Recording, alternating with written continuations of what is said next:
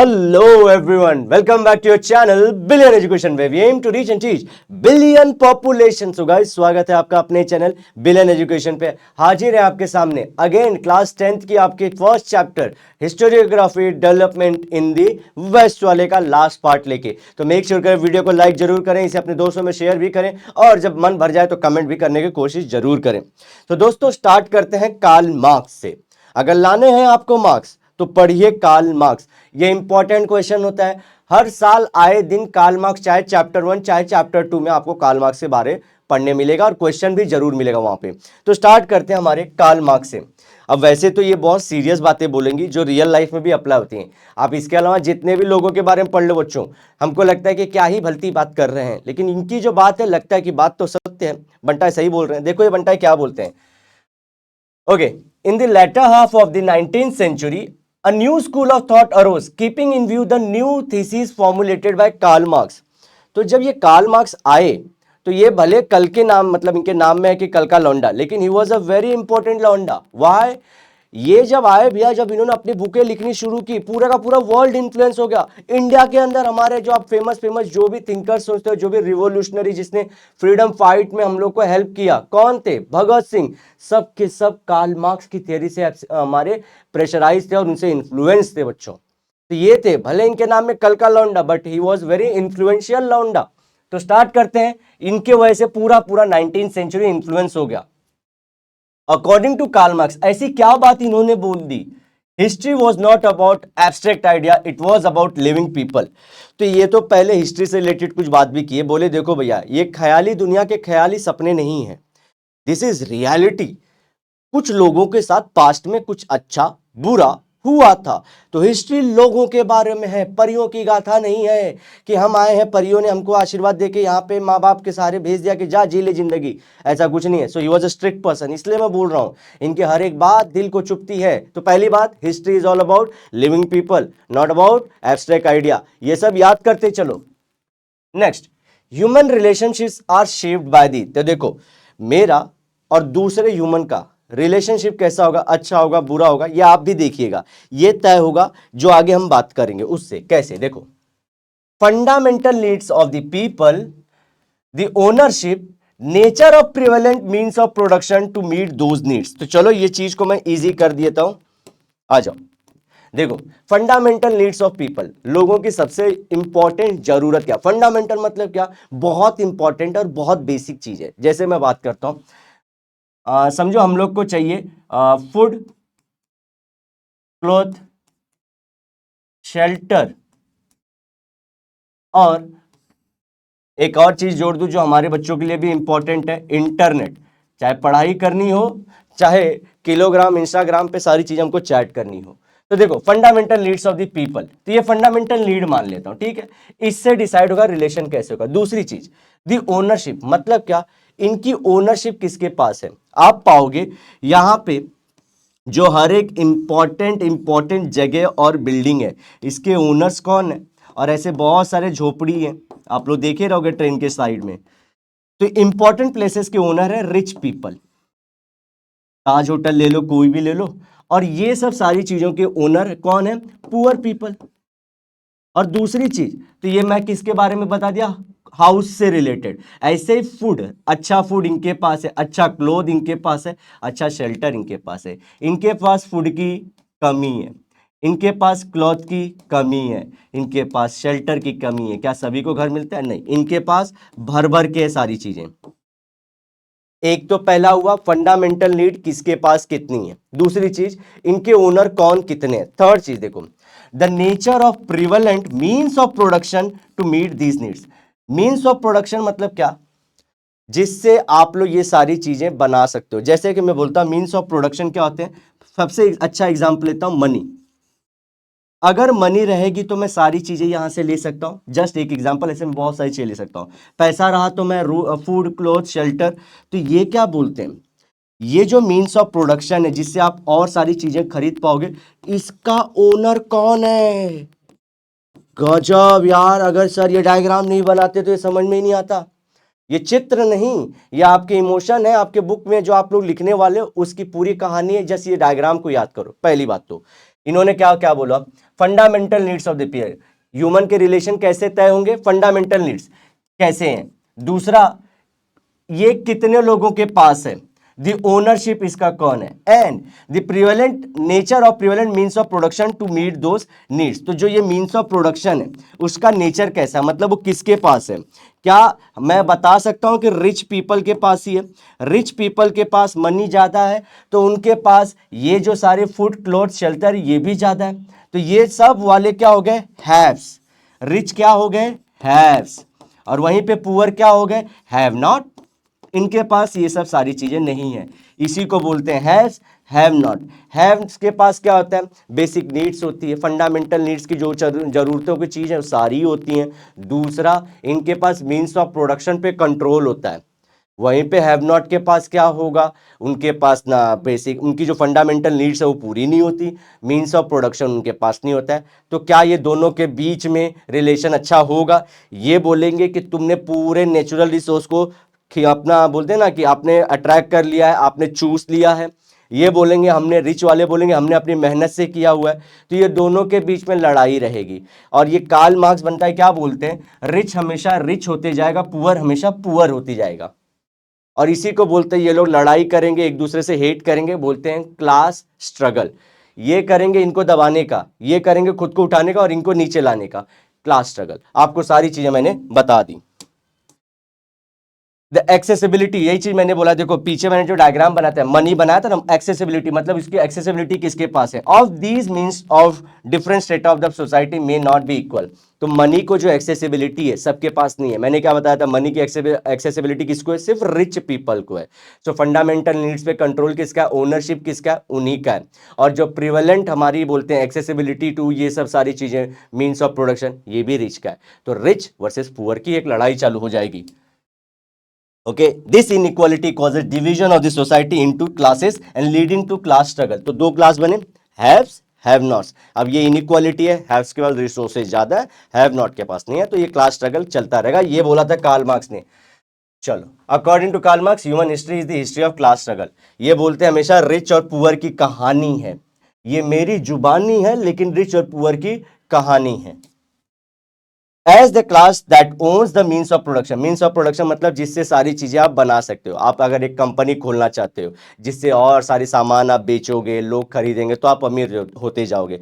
तो ये means of production जो है उसके लिए आपको पैसा लगेगा, लेबर लगेगा, इसके साथ साथ आपको अपना दिमाग लगेगा, पैसा भी लगेगा घुसाने के लिए उसमें, जो हम लोग जो पैसे सब पूरा कंपनी बनाएंगे। तो बोलते हैं उसका ओनरशिप किसके पास है, लेबर कौन जमा कर सकता है, बड़े बड़े लोग, क्योंकि वो लोग बहुत ज्यादा कांटेक्ट बना के रखते हैं, गवर्नमेंट भी उनको सपोर्ट करती है। तो पैसा भी उन्हीं के पास, दिमाग भी उन्हीं के पास, क्योंकि उन्हीं के बच्चे पढ़ाई अच्छे हार्वर्ड में पढ़ पाते, हार्वर्ड की फीस हम लोग कहाँ से भर पाएंगे भाई। तीसरी चीज उनके पास ये चीज है, लेबर भी है, हर एक चीज उनके पास है। तो ये जो है इसके वजह से इनके बीच में लड़ाई होती चलती रहेगी। दास कैपिटल, देखिए जो लाल गुस्से वाला बुक है रेड कलर का, दास कैपिटल, ध्यान से रखिए, दास कैपिटल इनकी बुक का नाम है। By him is the most referred book all over the world। ये देख के लग रहे हैं कि बहुत शांति से हैं, ये जो अंदर हाथ छुपाए हुए हैं ये कौन सा अटैक करने वाले, कोई गन बंदूक नहीं, अपने पेन की राइटिंग से सबको ये सुधार रहे थे। चलो, अब एनाल स्कूल क्या होता है, इंपॉर्टेंट क्वेश्चन। ये जो सेशन है मैक्सिमम क्वेश्चन यहीं से बनने वाले हैं। आ जाइए एनाल सेशन, एनाल स्कूल पे आ जाओ। अब देखो, at the onset of the 20th century, a new school of historiography arose in France, which is known as the Annales School। अब यहाँ पे एनाल स्कूल के बच्चे क्या होते हैं, जैसे नहीं बोलते हम लोग सेंट जेवियर्स के, हम सेंट फ्रांसिस के हैं, हम पाठशाला के हैं, हम ऐसे ऐसे सारी चीजें बोलते हैं। तो ये पर्टिकुलर ग्रुप को बिलोंग करते हैं ना, उनका पर्टिकुलर ड्रेस होता है, उनके पर्टिकुलर एक टीचर्स होते हैं, उन्हीं को बिलोंग करते हैं। ऐसे एनाल स्कूल है। एनाल स्कूल मतलब क्या, ऐसा आप लोग को नहीं मिलेगा कि जाके वहां पे सब प्रोफेसर ऐसे मांडी डाल के बैठे रहते हैं, ऐसा कुछ नहीं है। ये ऐसे लोग हैं जो एक तरह से सोचते हैं, और उनकी वो कौन सी सोच है, कौन सी थिंकिंग है, और लिस्ट करते हैं। Annales school gave a new direction to the history writing. तो ये क्या किया, एक अलग चेंज लेके आया, क्योंकि इसने ना जो सब लोग लिख रहे थे उससे कुछ और अलग लेके आया। देखो मॉडर्न हिस्टोरियोग्राफी तो चल ही रही थी, कार्ल मार्क्स जैसे जो बंटा लोग थे, रेने देस्कार्ते थे, ये लोग तो तोड़फोड़ मचाए रहे थे। अब उसके ऊपर 20वीं सेंचुरी में कौन आ गया, एनाल स्कूल, इसने और तोड़फोड़ मचाया। और ऐसे सोचने वाले लोगों को बोले ये भाई तुम एनाल स्कूल वाले हो। और ये कहाँ ओरिजिन हुई थी इसके, फ्रांस में। देखो, it was recognise now that history is, देखो ध्यान से, is not only about the, ये लोग ने क्या बोला, पॉलिटिकल इवेंट्स के बारे में सिर्फ नहीं है हिस्ट्री, किंग्स के बारे में नहीं है, ग्रेट लीडर्स के बारे में भी सिर्फ नहीं है, पॉलिटिक्स के बारे में भी सिर्फ नहीं है, डिप्लोमेसी कि मैं कैसे उसको हराऊंगा, यहां पे नेपोलियन गया, वहां से हिटलर ऐसे हुआ, ये सब सारी चीजों के बारे में भी नहीं है, वॉर्स के बारे में बोलते हैं। देखो ये बनता है, कितने सालों से सब पढ़ा रहे हो तुम लोग, बच्चे भी पढ़ रहे हैं, पढ़ पढ़ के बोर हो चुके हैं। एनाल स्कूल क्या बोला, सिर्फ इसी के बारे में मत लिखो, कुछ ये भी तो लिखो, आहा क्लाइमेट के बारे में, मौसम है, देखो अभी मॉनसून आया है, कईयों का दिल का मौसम बिगड़ रहा होगा, लोकल पीपल, वहां के पीपल क्या करते थे, कैसे कपड़े पहनते थे, छोटी चड्डी पहनते थे, बड़ी शरारत करते थे, वैसे थे। एग्रीकल्चर इंपॉर्टेंट है कि नहीं, इंडिया के हिसाब से देखो, ट्रेड क्या सामान बेचते थे, अभी मालूम पड़ता है अफ्रीकन टोबैको सेल करते थे, इंडिया में हमारे जो सी शेल होते थे हम लोग वो ट्रेड करते थे, हर एक चीज इंडिया में मालूम है कि नहीं आप लोग को, पहले मिर्ची बटाटे थे ही नहीं, तो वही डाउट आता है कि पहले उपास में खाते क्या थे ये लोग फिर, क्योंकि मिर्ची और पोटैटो पोर्चुगीज लाके दिए हम लोग को। सोचो कितनी सही चीज है, अगर ये हिस्ट्री मुझे नहीं पता होती तो मैं आपको नहीं बता पाता, लेकिन इंटरेस्टिंग चीज है कि नहीं, कि उपास में हम लोग खाते क्या थे पहले। तो ये इसके बारे में भी बताओ, टेक्नोलॉजी क्या थी, कम्युनिकेशन कैसे करते थे, क्या कबूतर उड़ाते थे या फिर लेटर लिखते थे या फिर टेलीग्राम पे ऐसे बात करते थे, क्या था टेक्नोलॉजी, सोशल डिवीजन, सोसाइटी कितने पार्ट्स में डिवाइडेड थी। तो देखो बोलते हैं सिर्फ हिस्ट्री इसके बारे में मत लिखो, आप लोग देखो यही सब पढ़ रहे होगे, अभी ये सब चेंज हो रहा है, अभी बोलते हैं ये सब भी पढ़ना अपने को, इसी को बोला, इसी की जो लोग इस चीज को बोलते थे कि हाँ ये बात सही है सही है, हम एनाल्स के साथ हैं, जो फ्रांस में ये चीज आई है मुही हम इनके साथ है, तो बोले तू एनाल स्कूल का है, जो बोले हम लोग इसको नहीं हम ये लिखेंगे, बोलेंगे तू एनाल स्कूल का नहीं है। बात समझे, स्कूल ऐसा नहीं कि बैठ के प्रोफेसर वहां पे लेक्चर सुनते थे, इसके बारे में लिखने वाले लोग एनाल स्कूल के थे। साइकोलॉजी, साइकोलॉजी मतलब क्या होता है, जो हमारे दिमाग की सोचने के तरीके होते हैं, अपार्ट फ्रॉम ब्रेन, ब्रेन अलग चीज़ है, साइकोलॉजी वहीं पे होती है, लेकिन हम लोग नहीं रातों को सपने देखते रहते हैं, फिर ऐसे दिन में भी सपने देखते रहते हैं, एक्चुअली हम 24/7 सपने देखते रहते हैं, और सपने देखना भी ठीक होता है या नहीं होता है, ये सब सारी चीज़ें साइकोलॉजी से डील करती हैं। ओके आ जाओ, द एनाल स्कूल वो स्टार्टेड बाय फ्रेंच हिस्टोरियंस, जैसे मैंने बोला फ्रांस से स्टार्ट किया गया था। आ जाओ, खत्म हो गया दोस्तों, अब हमको सिर्फ 2 पार्ट बताना है। मैंने आप लोग का आज मार्क्स लाने वाला कार्ल मार्क्स, और जो फ्रांस का स्टार्ट हुआ था anal school of thought, simple वो स्लाइड जो मैंने बताई थी कलर्ड, क्या नहीं लिखना और किसके बारे में लिखना है उतना भी याद रखोगे, बहुत अच्छे हो जाओगे। ठीक है, आगे बढ़े। फेमिनिस्ट, अब फेमिनिस्ट क्या होता है, बिग बेसिक आउटकम बोल दूं। अब फेमिनिस्ट, आप वो लोग वो मत सोचिए जो यूएसए में जनरली नहीं कि अब feminist was a damage, meme आता है फेमिनिस्ट वाज डैमेज, वैसा फेमिनिस्ट नहीं। फेमिनिस्ट क्या होता है, एक अच्छी मीनिंग भी होती है, लेकिन अभी यूएसए में कुछ जो लोग हैं उसको बहुत आगे तक खींच के लेके जा रहे हैं, तो आप वो सब मत समझिएगा। Feminist is a good idea, अच्छी चीज है। क्या इसमें जो वुमेन का कंट्रीब्यूशन है सोसाइटी में, पास्ट में कितना था, क्या उनको रिस्पेक्ट मिलती थी, डिग्निटी थी, ये सब सारी चीजें थी। नेक्स्ट, आज क्या उनको रिस्पेक्ट, डिग्निटी, जॉब ये सब मिल रहा है, अगर मिल रहा है तो ठीक है, नहीं मिल रहा है तो फ्यूचर में क्या चाहिए इससे, तो वुमेन की कंडीशन को सुधारने से रिलेटेड ये सारी चीजों को हम लोग बोलते हैं फेमिनिस्ट हिस्टोरियोग्राफी। बस इसी के बारे में पढ़ना, तो हिस्ट्री के अंदर जो हमारे फीमेल्स उन्होंने क्या किया वो भी पढ़ना है। चलो स्टार्ट करते हैं जर्नी को। The feminist historiography means restructuring the history from the perspective of women. तो जैसे आप लोग हमेशा देखोगे, आप बताओ मेरे को कमेंट सेक्शन में कितनी रानियों के बारे में जानते हो जो वॉर लड़ती थी, कमेंट डाउन करके मुझे लिस्ट कर दीजिएगा, क्योंकि हिस्ट्री में बहुत बड़ी वॉरियर ऐसे वुमेन थी। अभी हम लोग बोले किसी को भी राह चलते हुए बताओ कि सबसे बड़ा इंडिया का कौन था किंग, वो बोलेंगे किंग अशोका, चंद्रगुप्त मौर्य, अरे अकबर भी अच्छा था, अरे हम लोग ऐसे बाबर भी आए थे, वो लोग लड़ाई बहुत करते थे लेकिन किंग बड़ा था, सुनते थे हम लोग। अलाउद्दीन खिलजी पिक्चर देख के आए, वो भी बहुत बड़ा राजा था, अच्छा था या बुरा हमको वो नहीं पता, लेकिन बहुत बड़ा राजा था, बहुत मारता था। किंग के बारे में सबको मालूम है, क्या क्वीन के बारे में मालूम है, या क्वीन जो लड़ाई की नहीं, तो ये लोग क्या बोलते हैं उसी को चेंज करना है। अब हमको क्या करना है, वुमेन के पर्सपेक्टिव, क्या औरतें थी उस टाइम पे, क्या वो लोग रोल निभाती थी, उसके हिसाब से रीस्ट्रक्चर करना है। वो जो मेल लोग, देखो ये क्या बोलते थे, एक तो मेल है, मेल ही हिस्ट्री लिख रहे हैं मेल के बारे में, मेल ही हिस्ट्री लिख रहे हैं मेल के बारे में, हम लोग फीमेल के बारे में कोई सोच ही नहीं रहे, तो हम फीमेल्स को आगे आना चाहिए, फीमेल से रिलेटेड हिस्ट्री लिखनी, मतलब पास्ट की सारी चीजें लिखनी है।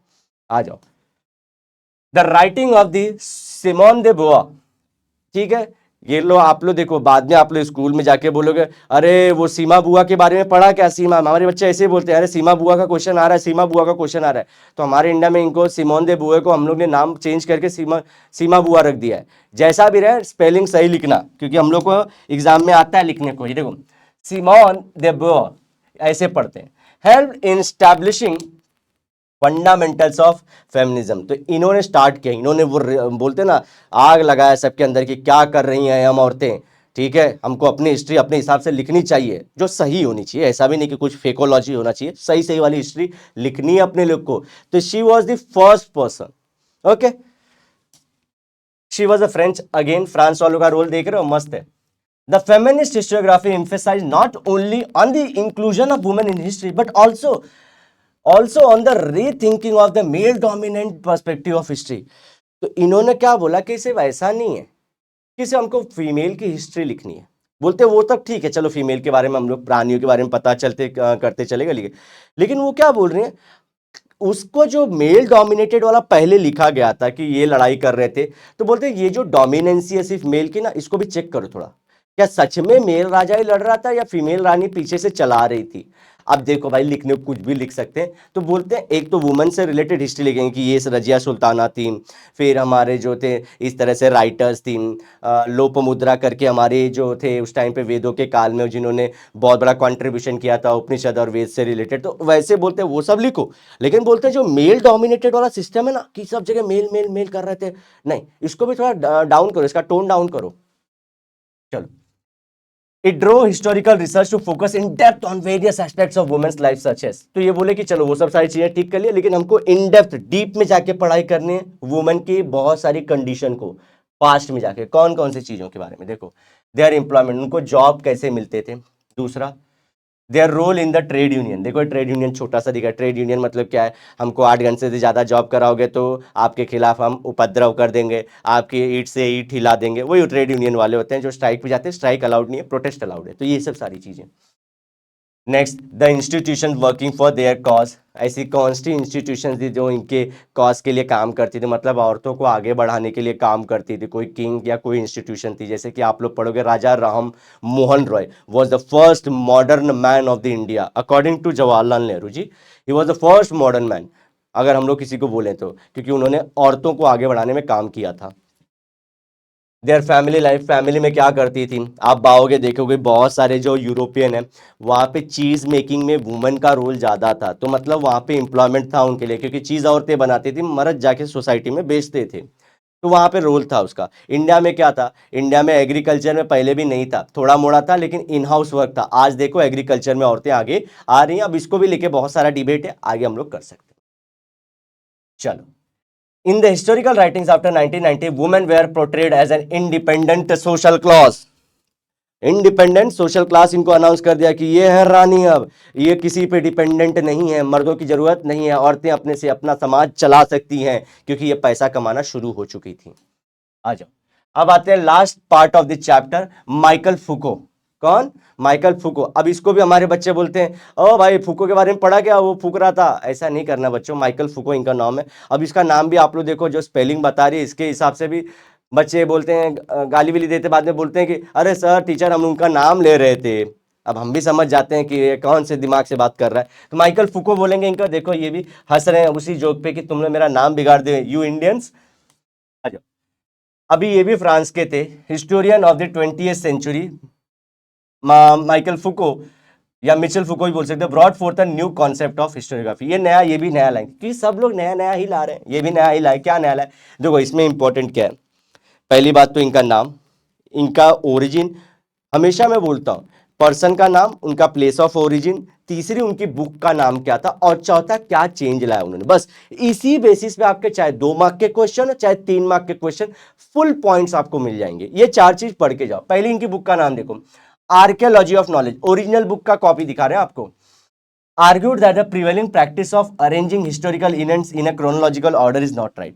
तो बोलते हैं ये जो हम लोग बहुत पहले से कर रहे हैं ना कि 1947 में भारत आज़ाद हुआ, 1950 में इंडिया का कॉन्स्टिट्यूशन आया, फिर 19 हम लोग देखे कि उसी टाइम पे हम लोग 1960 में चाइना से वॉर लड़े, 1965 में हम लोग पाकिस्तान से वॉर लड़े, फिर उसके बाद हमारा बांग्लादेश लिबरेशन वॉर हुआ 1971-72 के दौरान, फिर हमने वापस से जो था ये किया हमारा ऑपरेशन बुद्ध जो था ये था क्या बोलते हैं, मिसाइल लॉन्च वाला हमने जो टेस्टिंग किया था। फिर उसके बाद वापस देखते हैं कि हमारा फिर से वॉर हुआ पाकिस्तान के साथ, अगेन कारगिल वॉर उसको हम लोग बोलते हैं। फिर वापस ऐसे वॉर हुआ, बोलते हैं ये जो ईयर वाइज आप लोग अरेंज करते हो ना, बोलते हो मज़ा नहीं आ रहा है मेरे को, ये क्या कर रहे हो, बच्चों का दिमाग बोर कर रहे हो। प्लस आप लोग सोसाइटी में डेट याद करो, इवेंट याद करो, डेट याद करो, इवेंट। आप हिस्ट्री सब्जेक्ट को बोरिंग बना रहे हो।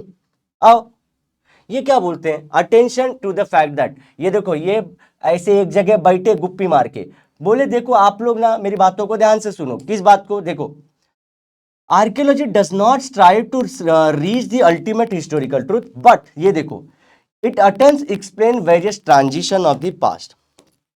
अभी देखो मैंने कल स्टोरी एक बताई थी आप लोग को कि आज से 100 साल पहले हम लोग को लगता था कि हमारी जो हिस्ट्री है आर्यन से स्टार्ट हुई है, लेकिन फिर हम लोग को कुछ लोग हेल्प किए, जमीन के नीचे जो हमारी कल्चर जो सिविलाइजेशन दबी हुई थी, Indus valley civilization, Harappan civilization जिसको बोलते हैं, उसको अनअर्थ किया, मतलब उसको धरती के अंदर से निकाला, बोला देखो ये तुम्हारी पहले ये लोग थे। तो हम लोग का मतलब ये नहीं कहना, ये क्या बोलते हैं, ये मतलब नहीं कि अब हम बोलेंगे नहीं हमारे जो ओरिजिनल जो थे वो इंडस वैली सिविलाइजेशन के मेलुहा लोग थे, नहीं।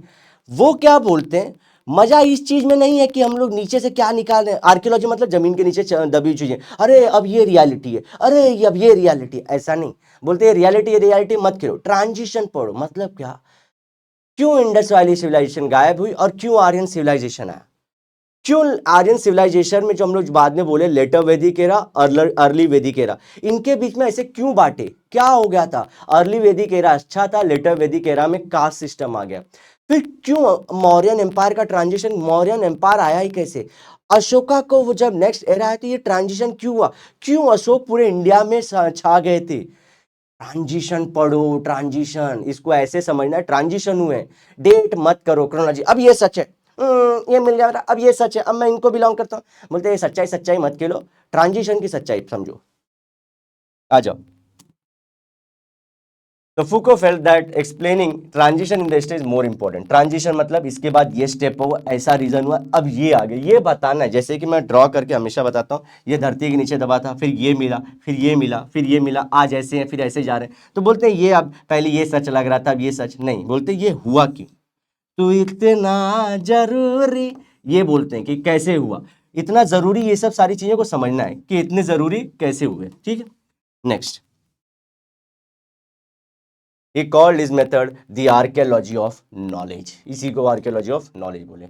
Foucault subjected so far unknowledge areas by historians such as, तो उन्होंने क्या बोला, अगर किसी को पैसा कमाना है हिस्ट्री में, अगर कोई अपने लिए समाज में कुछ इज्जत पाना चाहता है और चाहता है कि ग्रेट हिस्टोरियन की लिस्ट में आए, बोलता है मैं चैलेंज देता हूं, मैं जो फील्ड बता रहा हूं उसमें पता करके देखो हिस्ट्री। बोले कौन सी फील्ड है भैया, बोलते हैं साइकोलॉजिकल डिसऑर्डर। क्या पुराने जमाने में कोई उनको रोग था जिससे उनका दिमाग बरोबर नहीं चल रहा था, जैसे कि आज हम लोग डिप्रेशन बोलते हैं, स्ट्रेस बोलते हैं, क्या उस जमाने में भी था। हिस्ट्री इसके बारे में लिख के दिखाओ, है दम करके बताओ। दूसरा, साइंस ऑफ मेडिसिन। अब देखो आज हम लोग एलोपैथी खा रहे हैं और आयुर्वेदा को अभी भी इंडिया में धीरे धीरे एक्सेप्ट कर रहे हैं, लेकिन फिर भी उसको बोलते हैं क्या मालूम होता है कि नहीं होता है।